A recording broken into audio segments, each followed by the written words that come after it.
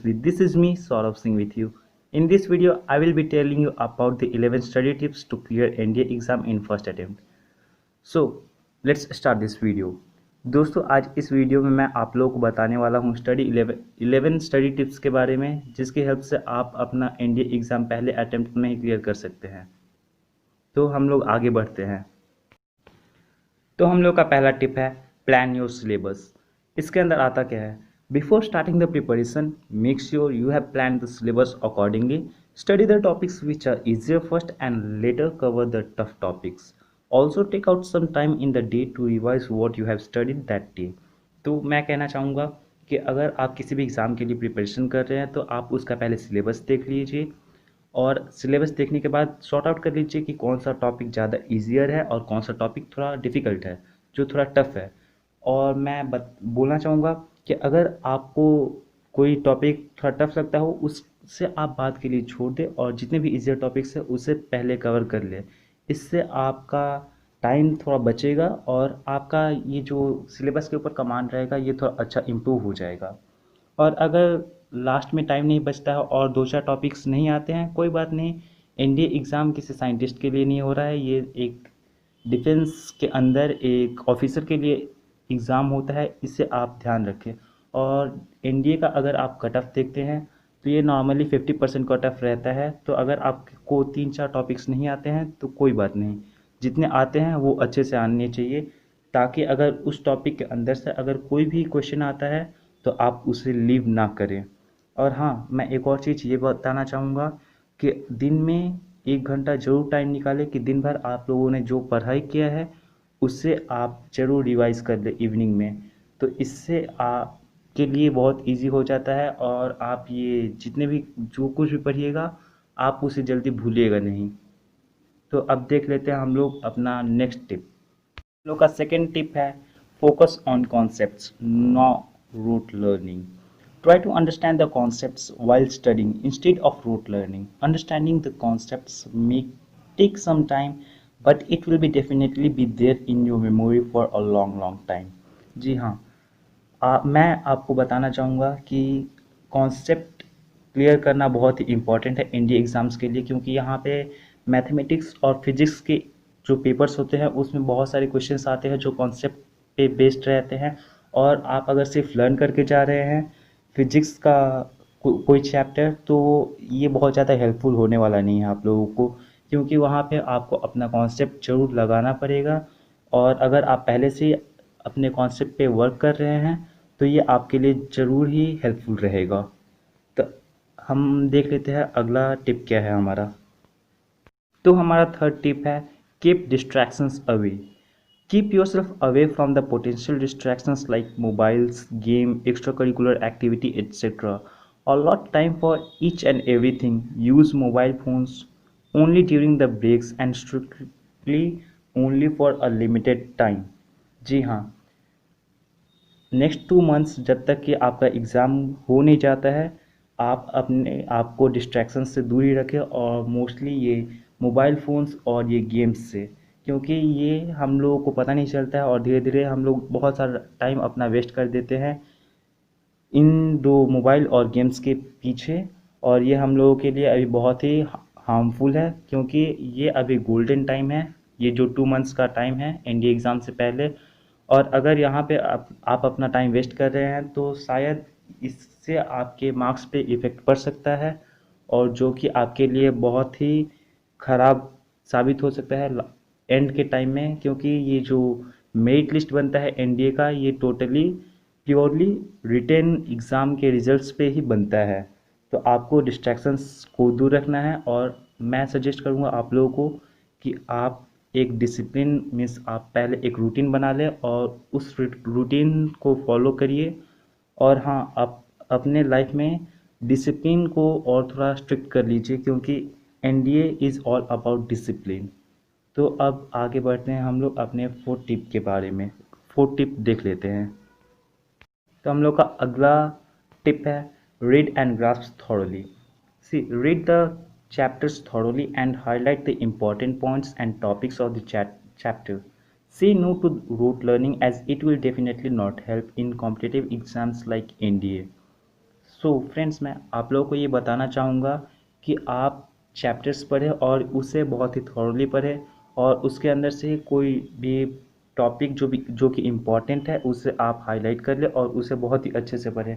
मैं सजेस्ट करूँगा कि आप पहले प्रीवियस ईयर क्वेश्चंस देख लें ताकि आपको बहुत ही ईजी हो फाइंड आउट करने में कि कौन से चैप्टर्स से कौन से टॉपिक्स आते हैं और उन टॉपिक्स को आप बहुत ही अच्छे से कर ले। मेरा यही सजेशन रहेगा। मैंने पहले भी इससे पहले एक वीडियो बनाया है बेस्ट स्ट्रैटेजी, आप उसे ज़रूर देख ले। वहाँ पे मैंने पूरा सिलेबस बताया है और उसमें बताया है कौन कौन से टॉपिक्स आते हैं और किस पोर्शन से कितने मार्क्स के क्वेश्चंस पूछे जाते हैं। तो अब बढ़ते हैं हम नेक्स्ट टिप के ऊपर और देख लेते हैं हम लोग का नेक्स्ट टिप क्या है। हम लोग का नेक्स्ट टिप है do smart work. Instead of memorizing pages and pages full of history dates and mathematical formula, try to make acronym to remember them. Do not waste your time on English if you have studied in an English medium school. Focus more on math and GA part. ये बिल्कुल भी सही बात है।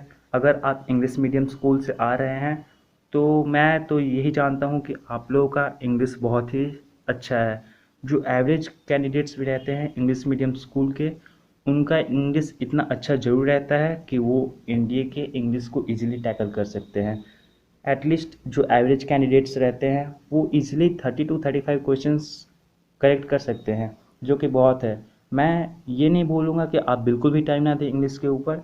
हाँ, ये थोड़ा different रहता है इसका पैटर्न, तो आप ज़रूर थोड़ा टाइम दें, पर आप इंग्लिश के ऊपर ज़्यादा फोकस ना करें।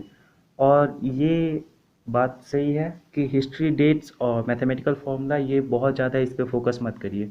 जो जो इम्पोर्टेंट डेट्स है और जो जो इम्पोर्टेंट फार्मूलास है उसे आप याद कर लें ताकि आपके लिए ये बहुत इजी रहने वाला रहे। ओके, तो हम लोग नेक्स्ट टिप देख लेते हैं। ये क्या है? Do not study when you are stressed out और are sleepy. It is a total waste of time when you are sleepy और are tired. You will not be able to focus and concentrate fully on what you are studying, hence affecting your studies and wasting your time. Instead, get some rest. ये बिल्कुल भी सच बात है। अगर आप stressed out है या फिर आपको नींद आ रही है तो आप उस टाइम में कृपया रेस्ट करें। इससे आपका जो टाइम है वो कंज्यूम नहीं होगा, आपका टाइम की बचत होगा। और अगर आप रेस्ट कर रहे हैं और रेस्ट करने के बाद अगर आप आके पढ़ रहे हैं तो बिल्कुल भी आपका माइंड रिलैक्स्ड रहेगा, आपका माइंड फ्रेश रहेगा और उस टाइम में अगर आप कोई टॉपिक पढ़ रहे हैं तो वो आपको याद रहने वाला है। तो कृपया इस पॉइंट को अपने दिमाग में रख ले। और आप अगर स्ट्रेस्ड आउट है या फिर आपको नींद आ रही है तो उस टाइम में बिल्कुल पढ़ाई ना करें। ओके, हमारा नेक्स्ट टिप है have a shorter study period. Studying for long hours straight में help you cover a lot of syllabus in one go, but it will make you feel tired and frustrated, making you feel like not to study anymore. Keep the study period short with breaks in between. जी हाँ, ये suggest किया जाता है और scientific study भी show करता है कि आपको अपना स्टडी पीरियड 40 to 45 मिनट्स का रखना चाहिए। क्योंकि अगर आप पढ़ने बैठ रहे हैं तो फर्स्ट 40 मिनट्स आपका ब्रेन बहुत ही फ्रेश रहता है और उस टाइम में अगर आप कुछ भी पढ़ते हैं तो आपके ब्रेन में बहुत ही अच्छे से वो पॉइंट स्टिक रहता है। तो मैं सजेस्ट करूँगा आप 40 मिनट्स के स्टडी पीरियड बनाएं और बीच में आप 5 या 7 मिनट का ब्रेक जरूर ले लें। ओके, तो हमारा नेक्स्ट टिप है eat healthily. You are what you eat. Keep your diet minimal and keep it healthy. Say no to study snacks as they are distractions to your studies. Reward yourself with snacks when you complete a chapter or learn something. जी हाँ, अगर आप healthy snacks खाते हैं, healthy खाना खाते हैं तो आपका बॉडी हेल्दी रहने वाला है और नेक्स्ट 2 मंथ्स में आपको अपने आप को फिट और हेल्दी रखना बहुत ही इम्पोर्टेंट है। क्योंकि इस टाइम में अगर आप बहुत ज़्यादा पढ़ते हैं तो ये मेंटली ज़्यादा आपके ऊपर लोड डालेगा और पढ़ने के टाइम में आपको ज़्यादा एनर्जी लॉस करना पड़ता है। तो आपको हेल्दी और थोड़ा अच्छा क्वांटिटी में खाना खाना चाहिए। और ये स्टडी टाइम में स्नैक्स बिल्कुल भी ना लें, क्योंकि अगर आप स्टडी टाइम में स्नैक्स खाते खाते पढ़ रहे हैं तो इससे आपकी स्टडीज़ पे डिस्ट्रैक्शंस होगा, हाँ बिल्कुल, अगर आप कोई चैप्टर या कोई टॉपिक कंप्लीट कर लेते हैं तो उसके बाद आप खा सकते हैं और उस टाइम में आप अपने आप को रिवॉर्ड जरूर करिए। ओके, तो हमारा नेक्स्ट टिप है stay physically fit. Diet is not the only thing that you must focus on for a healthy body. Get regular exercise daily for at least about 30 to 45 minutes that will keep your mind fresh. Go for a run or sport in the evening or morning during the break time. Friends, ये बहुत ही important point है, आपको physically fit रहना बहुत important है। ये आपको SSB के टाइम में भी हेल्प करने वाला है। बहुत सारे टेस्ट और टास्क रहते हैं जीटीओ टेस्ट में, वहाँ पे आपको ये बहुत ज़्यादा हेल्प करेगा और फिजिकली फिट रहना बहुत ही अच्छा काम है। ये इससे आपको मेडिकल के टाइम में भी थोड़ा हेल्प मिल सकता है, क्योंकि अगर आप फिजिकली फिट हैं तो आपका मेडिकल भी अच्छा ही रहेगा। देखिए, मैं आपको सजेस्ट करूँगा कि आप योगा कर सकते हैं, आप थोड़ा कोई एक्सरसाइज कर सकते हैं, पुशअप, पुल अप या फिर सिट अप। आप रनिंग के लिए ज़रूर जाएँ और minimum 2.5 kilometre to 3 kilometre running ज़रूर करें। इससे आप फिजिकली फिट रहेंगे। तो आपको रूटीन के साथ साथ आपको अपने फिजिकल के ऊपर भी ध्यान रखना ज़रूरी है। ओके, तो हमारा नेक्स्ट और लास्ट टिप है जो कि बहुत इंपॉर्टेंट है। ये टिप है get enough sleep. Studying over time is not a daredevils play, it is a plain stupidity. When you lack sleep you tend to lose concentration, hence affecting your studies. ये बहुत ही important है।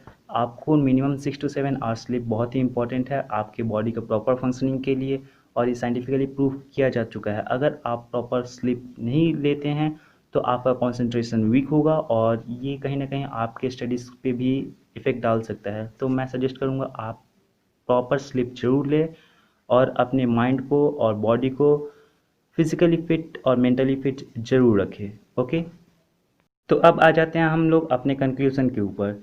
Studying for the written exam requires study plan, preparation, exercise and lot of smart and hard work. Anyone can clear the written exam if they are determined enough and follow the above tips. तो अगर आपको written exam clear करना है तो आपका study plan होना चाहिए, आपको अच्छा प्रिपरेशन रखना चाहिए, आपको एक्सरसाइज करना चाहिए और हार्ड वर्क के साथ स्मार्ट वर्क भी ज़रूरी है, क्योंकि हार्ड वर्क हर जगह काम नहीं करता है, कहीं कहीं स्मार्ट वर्क भी काम करता है। ओके, अगर आप ये सारे 11 टिप्स अपने माइंड में रखें और इसे आप अगर फॉलो करते हैं नेक्स्ट 2 मंथ्स के लिए, तो श्योरली आप बहुत ही अच्छा परफॉर्म कर पाएंगे अपने NDA 2 रिटन एग्ज़ाम में। और अगर ये वीडियो आपके लिए हेल्पफुल रहा होगा तो काइंडली लाइक ज़रूर करिए और शेयर करिए अपने फ्रेंड्स के साथ जो NDA 2 एग्ज़ाम देने वाले हैं, और इस चैनल को सब्सक्राइब कर दीजिए न्यू अपडेट्स के लिए। ओके, थैंक यू एंड जय हिंद।